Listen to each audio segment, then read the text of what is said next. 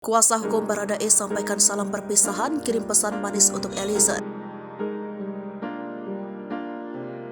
Kuasa hukum Baradae alias Richard Eliezer menyampaikan salam perpisahan untuk kliennya Kamis 23 Februari 2023. Salam tersebut ditulis di akun pribadinya. Seperti diketahui, Eliezer terlibat dalam kasus pembunuhan berencana Brigadir Nofriansah Yosua Huta Barat. Dalam kasus tersebut, Eliezer dipidana dengan kurungan 1 tahun 6 bulan penjara. Sementara hasil sidang kode etik Polri belakangan, ia disanksi demosi selama 1 tahun dan tetap berada di kepolisian. Roni Talapesi adalah kuasa hukum yang mengawalnya dari awal kasus hingga sidang etik. Kali ini ia menyampaikan salam perpisahan kepada kliennya dan menganggap tugasnya telah selesai. Roni menyebut keputusan itu telah sesuai dengan harapan pembelaan Eliezer. Dalam unggahan tersebut, Roni Talapesi berterima kasih kepada Polri yang telah memberikan kesempatan untuk Richard Eliezer kembali menjadi polisi. Kini, Roni menyampaikan jika tugasnya mengawal Richard telah selesai. Roni berharap agar kedepannya Richard Eliezer bisa belajar dari pengalaman hidupnya.